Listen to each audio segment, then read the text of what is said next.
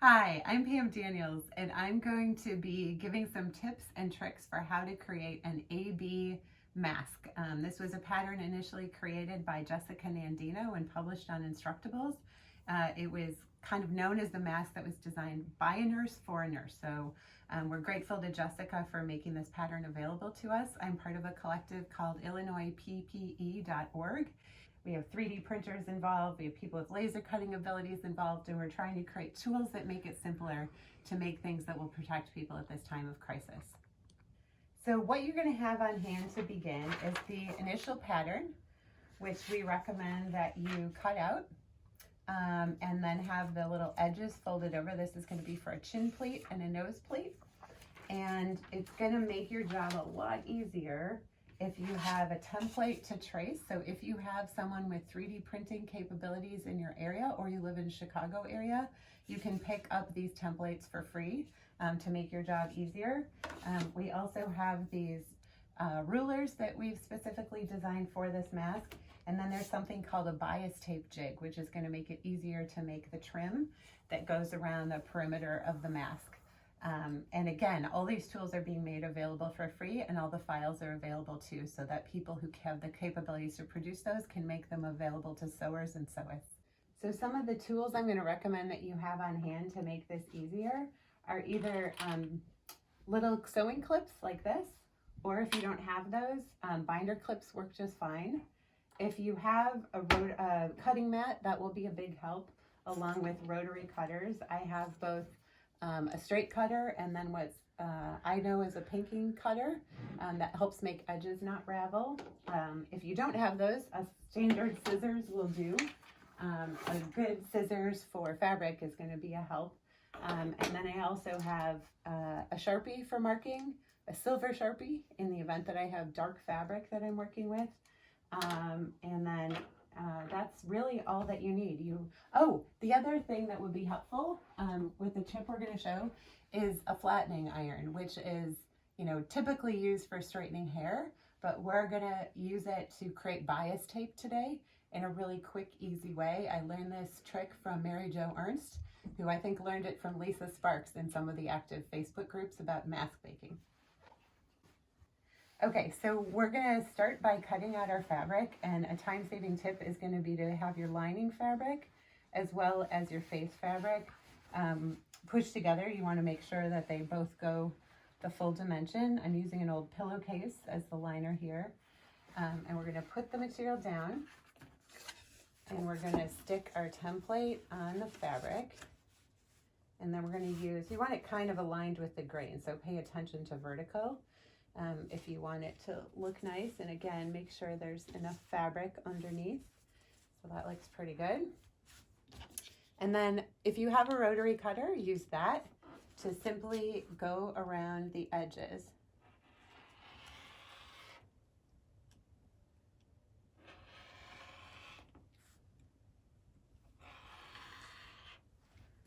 I'm right-handed, so I'm going to come around the other side.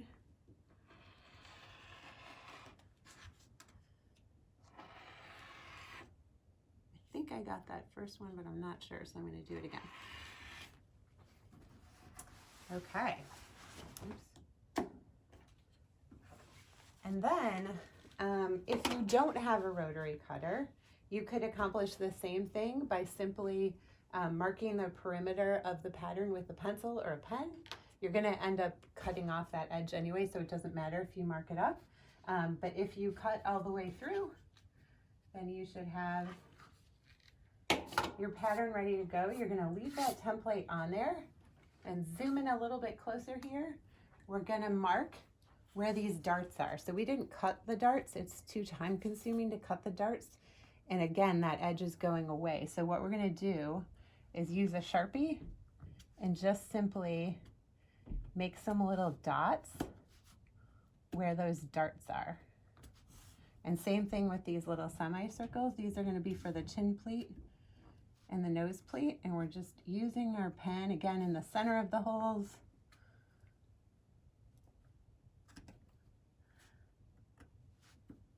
Oops. And then the same with the other side. We're just going to mark those. It's a lot quicker than cutting to just mark them. And again, we have a silver Sharpie and a black Sharpie, just to make it easier. If you're using dark fabric, the light is going to show up a lot better. Cut. So what we're going to talk about now is how to create your strips that create this binding. So this mask has no elastic. It has these long strings that you can use to tie the mask, but they also serve as a binding to cover those edges. And we're gonna make that now. I have found that the best thing to use to do that is old sheets. So this is the top of a sheet.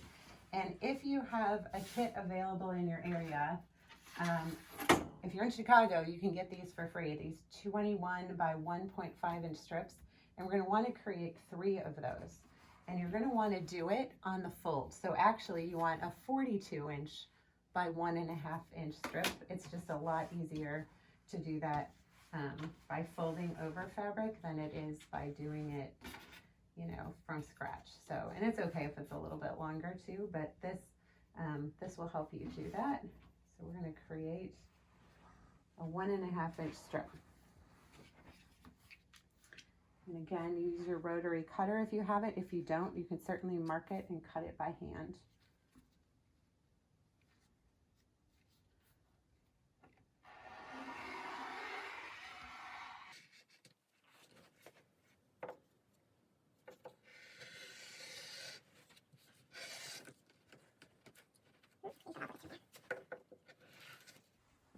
And then you might as well just use that cut that you have from the first one. Move your ruler over. Again, make sure it's 1.5 inches. That's going to be important for getting the binding tape dimension right.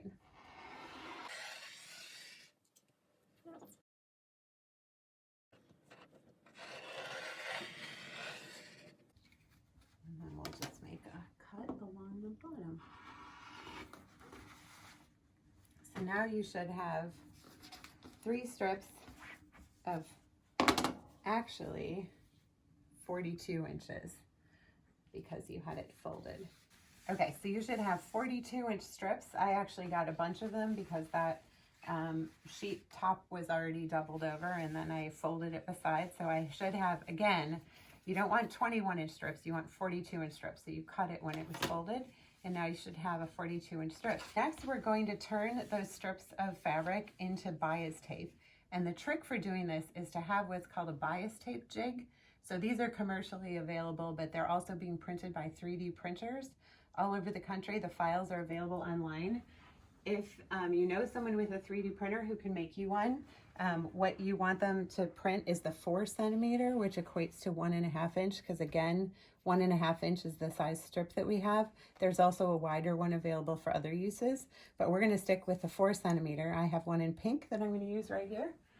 And the key is to pair this with a flat iron. So a flat iron intended for straightening hair is going to be a fantastic tool for quickly ironing this piece instead of using a conventional iron. It's going to save a lot of time. So what we're going to do, I have found it easiest to feed this strip into the bias tape maker that I have anyway, by just cutting, oof, I didn't do a great job of that, but cutting the edges off. And then you're going to stick it in this end, the wider end.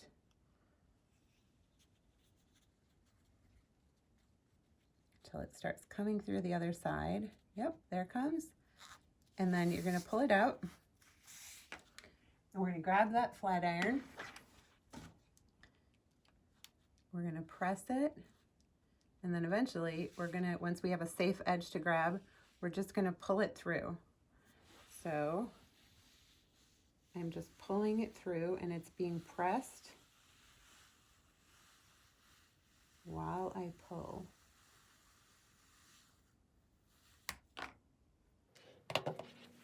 And now we have bias tape, magic.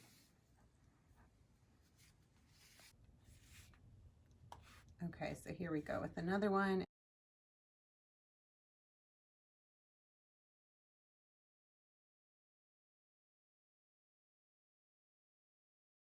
Okay, so now you should have 3 very long 42 inch strips of bias tape ready to go. Okay, so now we have our fabric cut out, and we're going to need to sew those two pieces together so that they behave like one piece. So if you've got clips, go ahead and use those. If you prefer to use pins, you can of course use pins as well. If you don't have either of those things, binder clips work just fine. But I'm going to just quickly clip around the edges.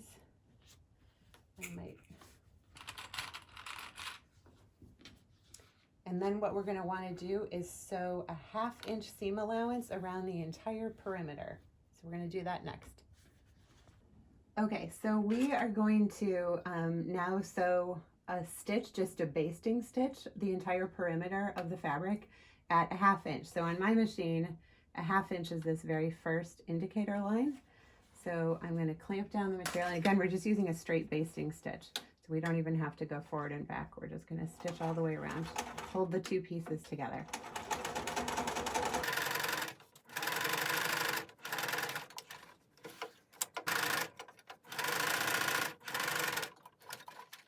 All right. Okay, so now we're going to clip those threads just to get them out of the way.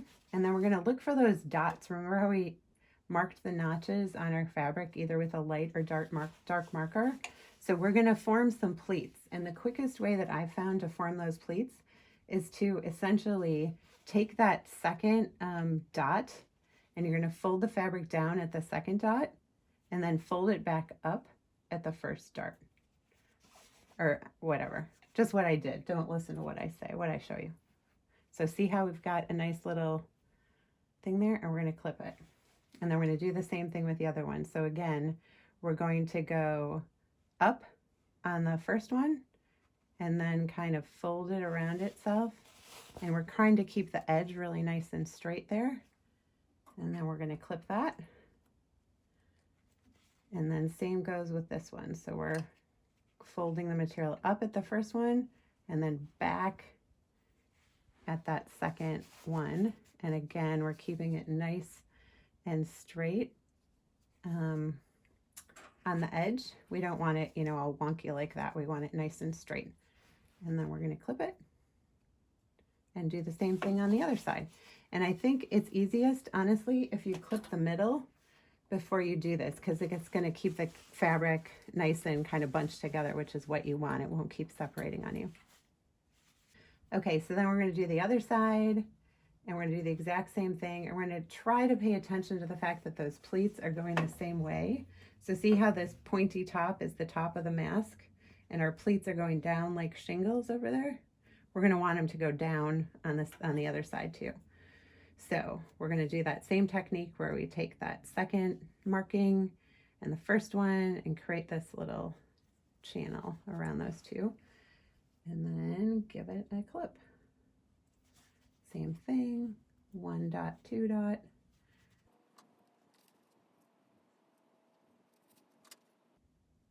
Clip it. And then we're just gonna see how it holds it together a little bit with that center clip. I think that's nice. And again, our edges are nice and straight.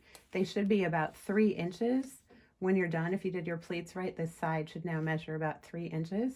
And then we're just gonna stitch over it to hold those pleats in place. So right on the stitch line that we already created when we're basting, we're gonna need to get rid of that first clip. And we're gonna clamp the material down, make sure we hold our thread. And now we are going to want to go forward and reverse to lock the stitch. And we're just going to stitch over those pleats.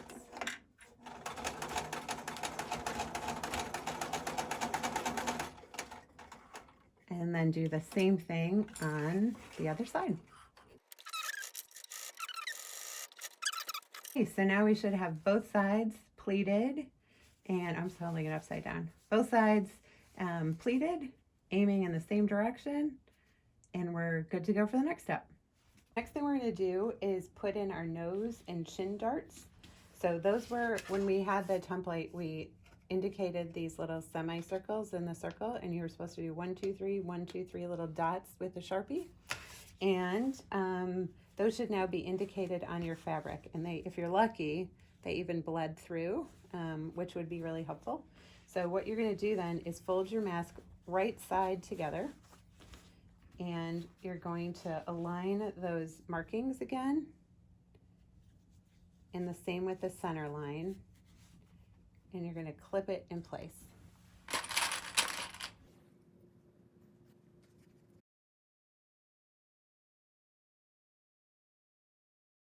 Okay, and then the same thing with the bottom. So again, you're finding your center line, and then you're going to line up your darts there, the markings, and clip it in place. And then we're going to sew that line. So if you look at your pattern, another way to do this would be to take this pattern again. So now we have just the half fold, not the full template, but we just have the paper half version, and we folded down those corners.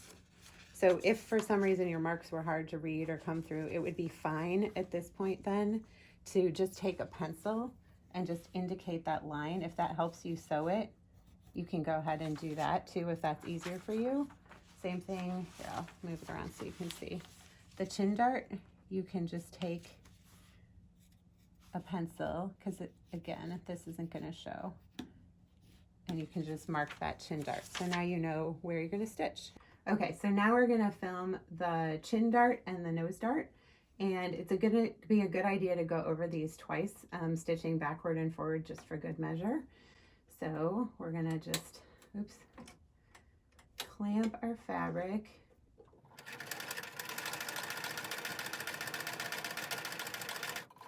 Right, and then do the nose dart.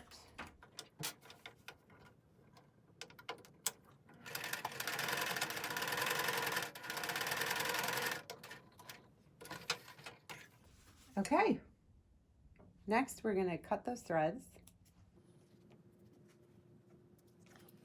And then if you have a pinking rotary cutter, use that. And we're going to cut close to that seam, but not over the seam. That's the trick.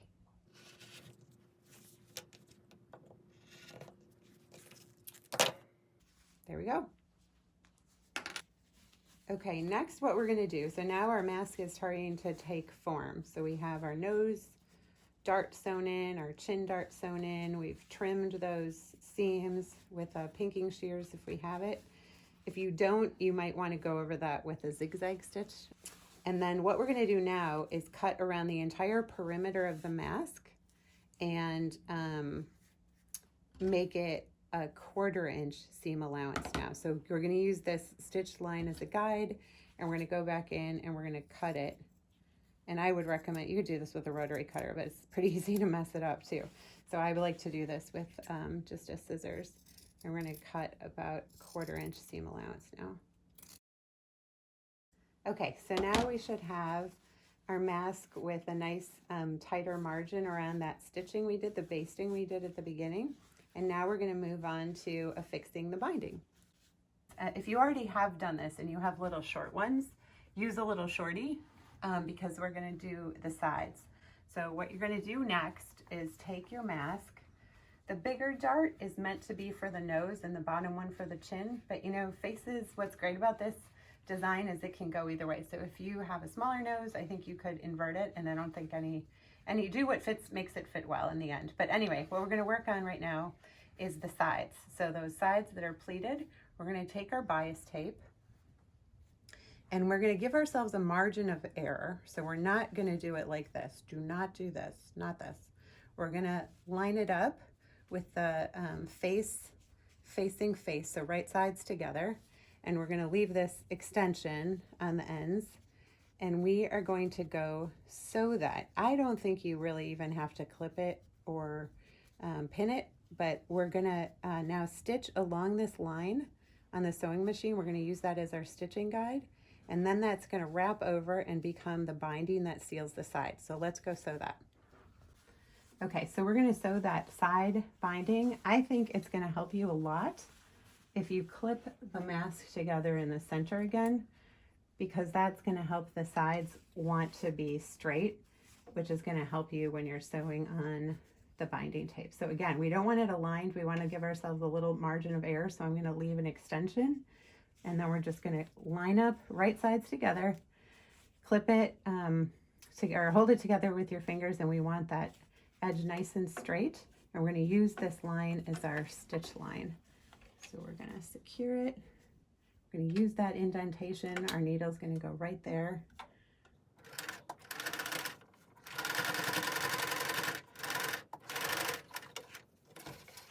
And then giving ourselves, again, a little bit of a margin.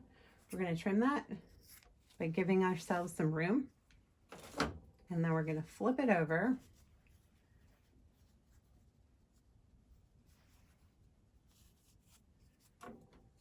Make a nice little enclosure there.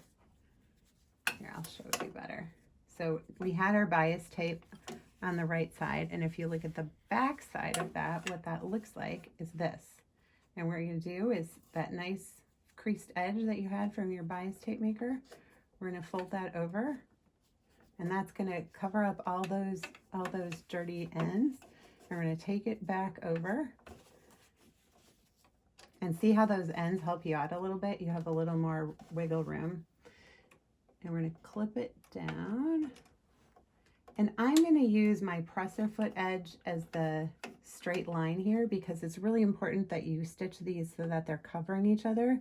If you get this stitch line too far to the left, it's not going to catch the underside of this. So you want to give yourself a little room. And I've found that the presser foot edge, or this little cut right here, is enough to do that. But you'll have to find what works for you.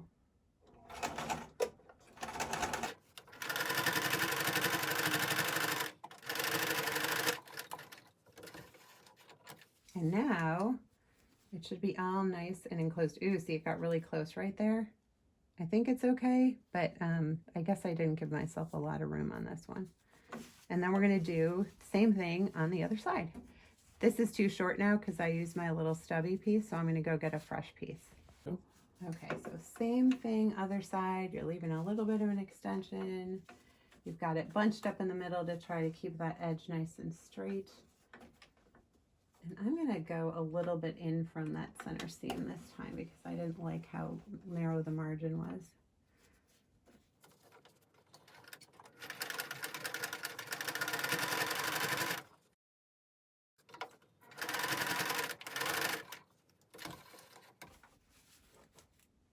Okay, and now we're going to do that same thing. We're going to trim that tail, but give ourselves a little bit of a margin. And then we're going to flip it over and encase that. Yeah, and see, it didn't cover this stitch. So it's better if you can really use that stitch line. I could stitch it again, actually. I'm going to do that.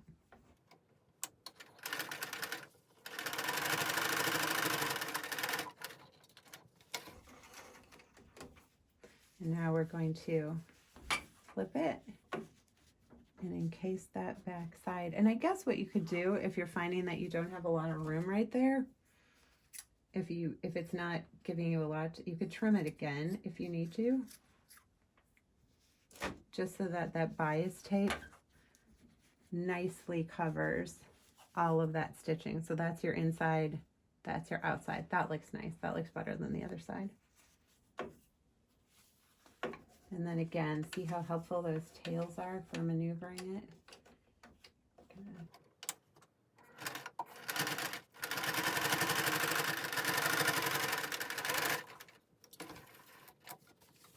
Ta-da!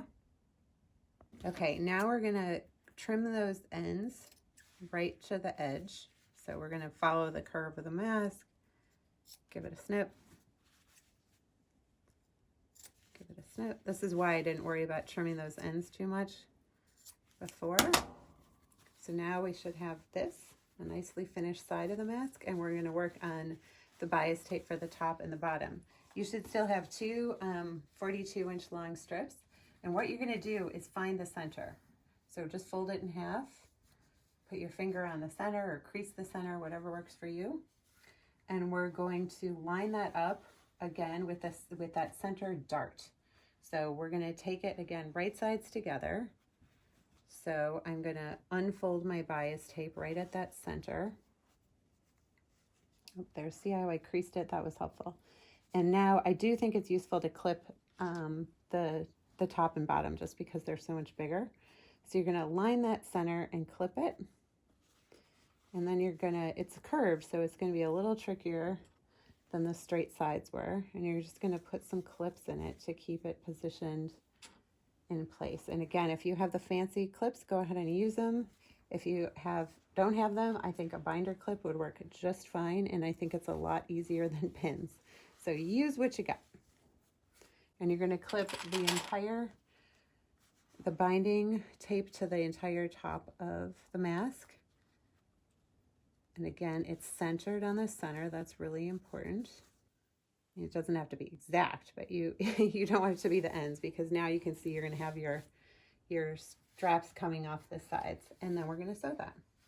We're sewing the top. We could have clipped the top and the bottom too, but I'm just sewing the top together. And again, we're going to use that crease line I find to be really handy in terms of where you should be sewing, or slightly inside of it.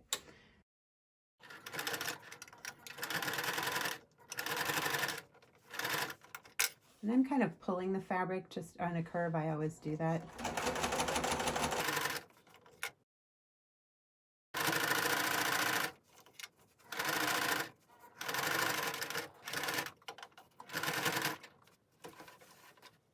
All right.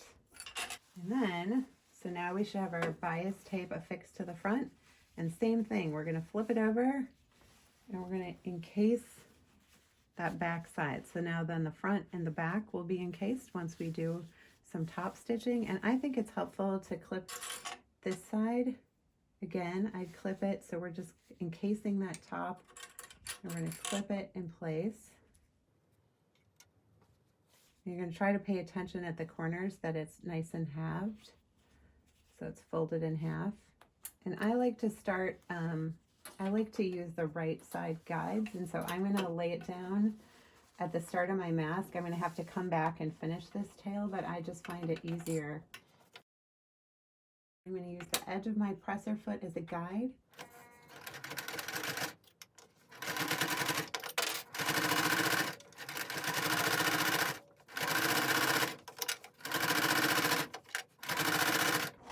I'm going to reinforce this edge of the mask, but then I'm just going to keep on going. And so I'm going to keep this nicely folded in half and then just sew out the rest of this tie.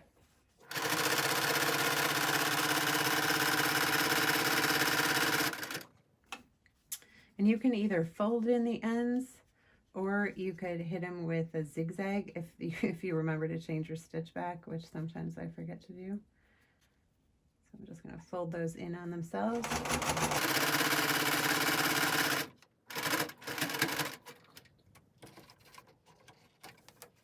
And then, so now we've got it stitched across the top, and one of our ties done, and then we're just going to go finish that other tie. And I think, we haven't played with this a lot yet, but I'm intrigued by if you can leave an opening here to be able to insert a pipe cleaner in the top portion to add some rigidity, or not rigidity, really the opposite, flexibility to bend around a nose. But we haven't experimented a lot with that yet. But this might be a point at which you'd leave a gap there in order to be able to do that. And you would have done the same thing on the other side here, again on the top of the mask.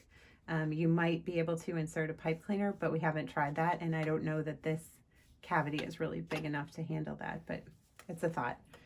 Our understanding is that in commercial environments for medical professionals, they don't want any metal or wire in the masks because it's a problem in washing. So this does not have any allowance for that so far, but it could in the future. Okay, so now we're just going to finish this other tie.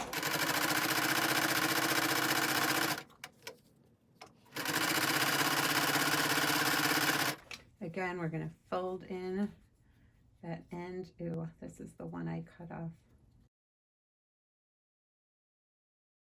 We're just going to hold it.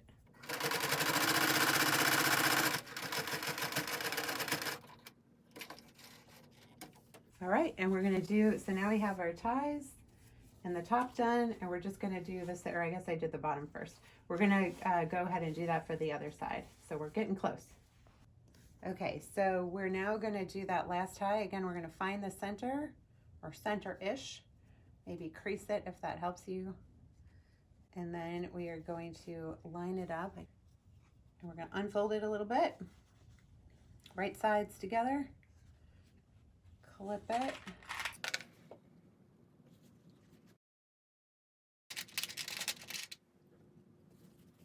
Same on the other side. Again, we want nice and smooth all of our layers there. And then we're going to sew it again on that fold line.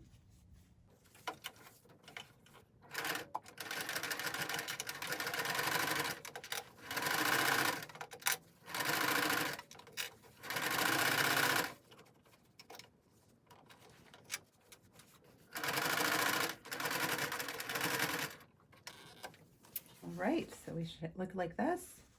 And then we're going to be able to fold that over and encase that whole seam on the back side. So let's clip that. I would start in the center and then work our way out. And again, if you found that you were having trouble really enclosing those seams, you could always trim a little bit closer. You want to make sure you don't cut into the stitching, but if you felt like you needed to narrow that a little, you could always cut that.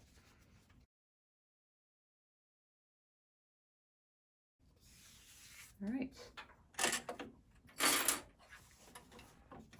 And then I like to always start at the end of the mask.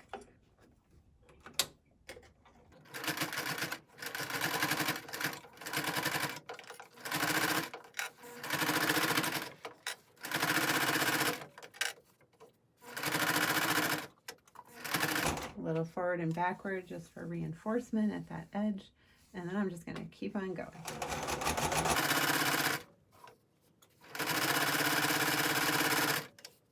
And making sure it's folded nicely in half.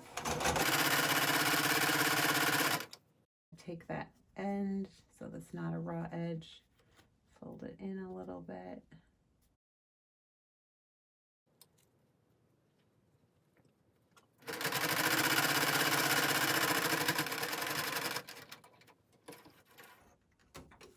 All right, so now we have that encased and we just have the one last strap to finish.